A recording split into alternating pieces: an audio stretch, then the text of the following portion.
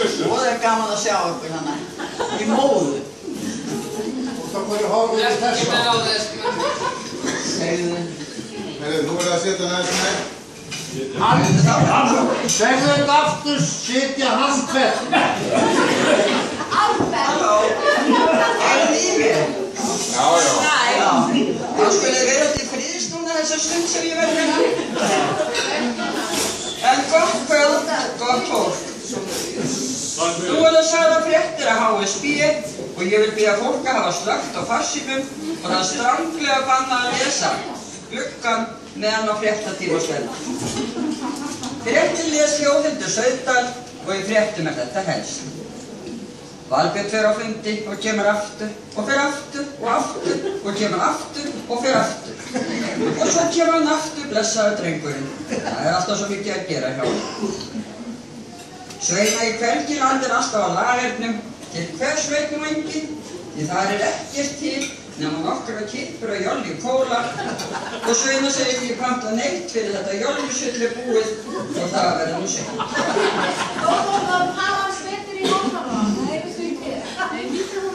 Mér datt það í hug. Ekki tala í hátalara! En nú það komið upp í mig.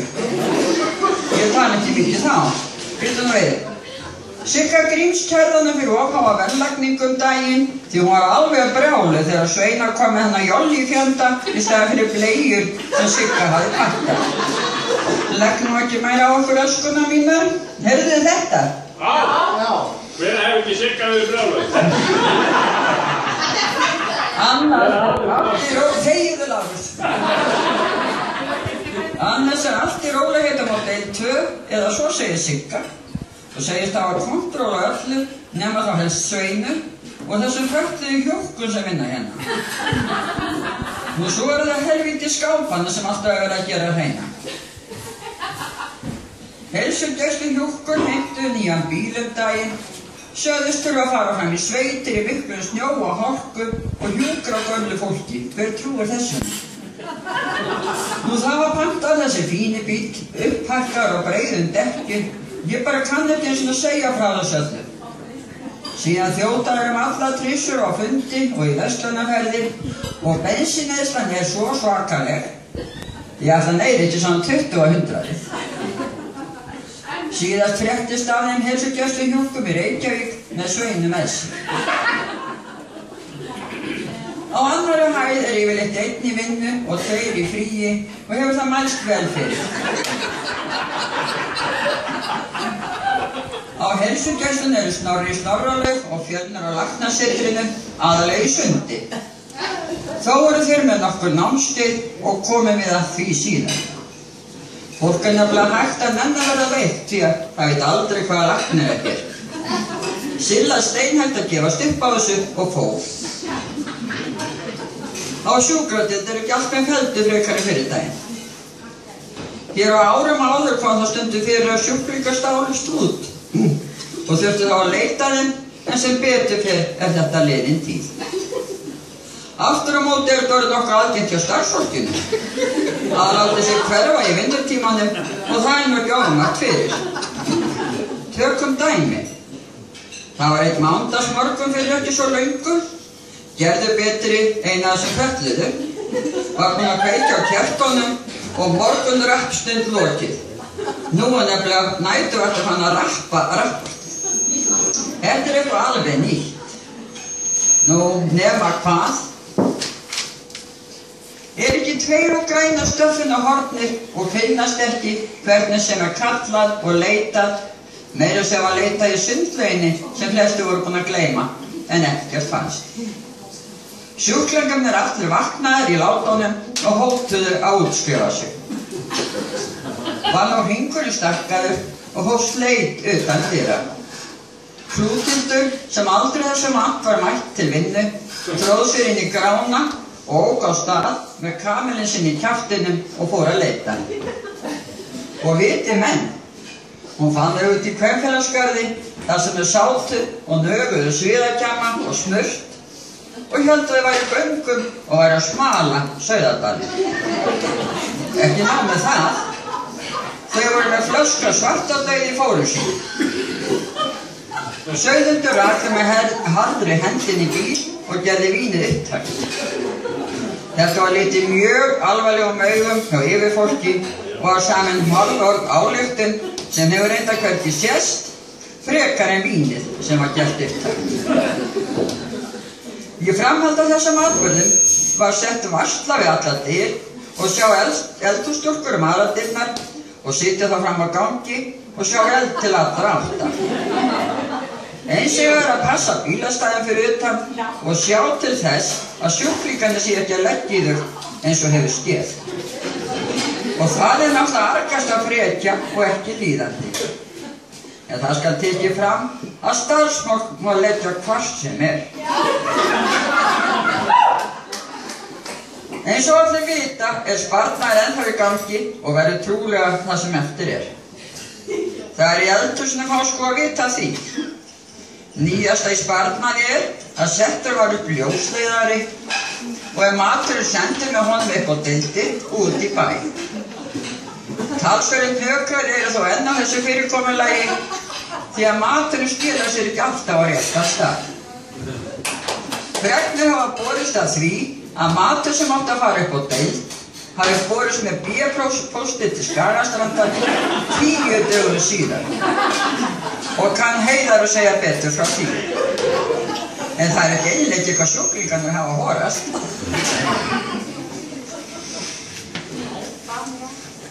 Það sem nokkuð af ónýttu plássi á HSB datt nú einhverju snillingu í hug að nýta þetta pláss fyrir námskeiðshald.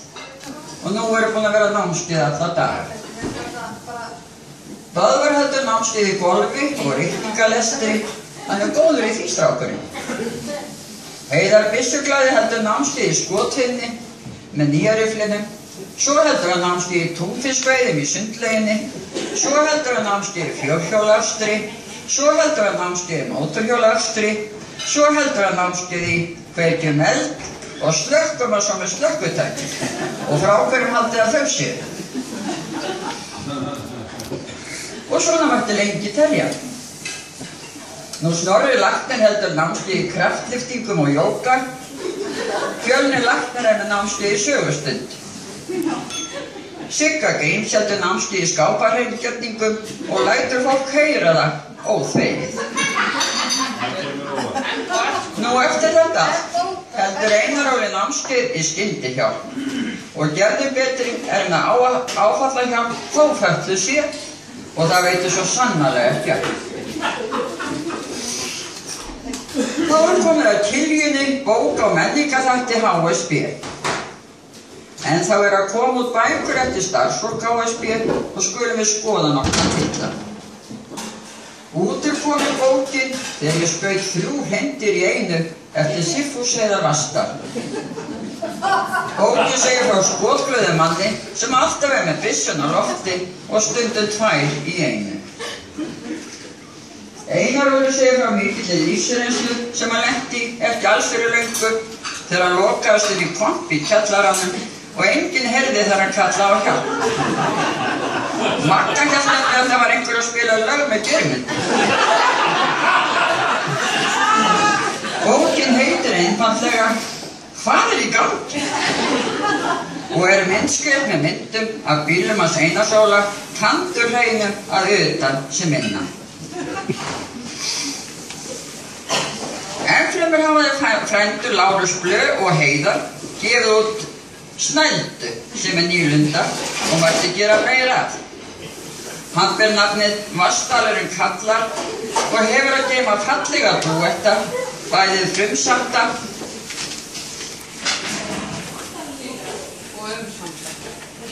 og stolna. En aðalega þetta lög og ljóð sem tengjast Vatnsdalum. Einn textinn byrjar svona. Var að koma úr Vatnsdalum og það var snjór, mikill snjór, og það snjóar og snjóar, það held ég nú. En vinsælasta lagið eftir þá félaga lagið Saddur í Sauðardal. Og komið á topp 10 lista.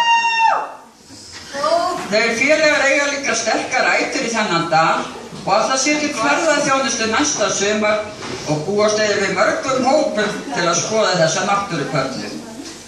Fólk verður reyndar að koma með nesti með sér þar sem þeir eru ekki með eldunaraðstöðu. Ég ætla aðeins að fara hérna í textan að þessu skemmtilega lagi Saddur í Sauðadal.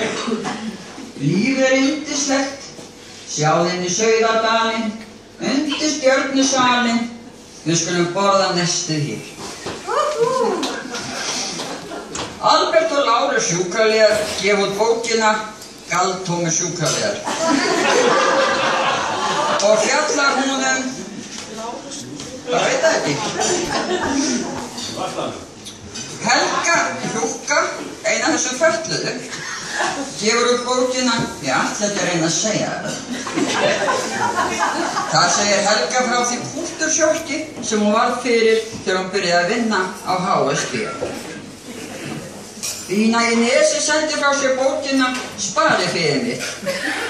Falleg bók þar sem Bína spjallar við spariféð sitt og ég hvet alla til að lesa þessa einstöku bók. Dreng fjandi. Þá nú komið að skemmtinefndafólkinu. Þau hafa verið ótrúlega duglega að halda fundi og yfirleitt var haldinn 1 fundur á dag, þó svo að það mætti bara 1. Þau yfirtóku flottasta herbergi í húsinu og létu senda sér flottar veitingar frá ástæðukokkinum á Hótel Blönduósi, sem áður hét Sauðaþjófurinn, ég meina hótelið. Kannast eitthvað samt, ég kannast þetta nafn eitthvað.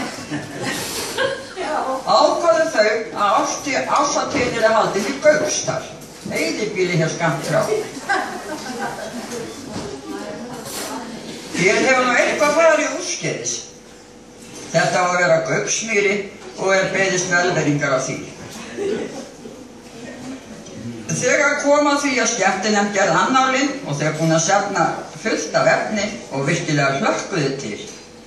Geistist þá ekki svo gamlur þvottahúsinu og sagði sko gera hennan annál sjálf. Hún hefði alltaf gert það og ekki nóg með það, heldur heita hún að sitt nafn kæmi skýrt fram. Hvílík djöfulsins frekju. Þetta eyðilagði þetta fundin fyrir blessuðu fólkinu, sem endaði með því að þau fóru öll á pottinn og fengu sér vel að borða og drekka. Skulum ekki ræða það nánar. Þá fer nú að styttast, ég ætla aðeins að fara yfir kjallarafólkið. Það gengur nú ýmsu þar og sumt bannað innan 16 ára. Ég ætla samt að stikla á stöku frá þenn stað því ég held að sé enginn innan við 16 ára henninni. Klukkan 7:05 mætir Magga og athugunar bryggið og plöntunar sem að þvottakonur að rækta. Nú skilur fólk kannski að hverju megna þvottunni þau upp á deild. Klukkan 7:38 mætir Skorhildur Kvardal og byrjar að smakka mjölin. Og það tekur dágóða stund, skal ég segja ykkur. Jæja, klukkan 7:53 kemur Heiðar og leggur úlpuna snyrtilega frá sér. Heimtar kaffi og út í það og byrjar að fletta morganum. Og eftir löngu seinna mætir Böðvar klukkan 7:56 og leggur úlpuna mjög fallega frá sér, heimtar síðan te og meðvín. Og meðan beðið eftir ókomnum, eldraðir þvottakonum að þvo eitthvað fyrir sig. En klukkan 8:04 mætir ókominn og kallast hann nýkominn með vatn í glasi. Og þá hefst formleg dagskrá sem byrjar á því að Böðvar fer með hugvekju því hann ætlar nefnilega að verða prestur. Að henni lokinni les Heiðar stjörnuspá dagsins sem helst passar við Möggu, reyndar nú grunur að Heiðar skáldi stundum sér í hag. Að þessu loknu hefjast hringborðsumræður, til dæmis hvort verði egg í morgunmatinn og hvernig verði soðinn, og þessar umræður standa oft fram á morgunmat.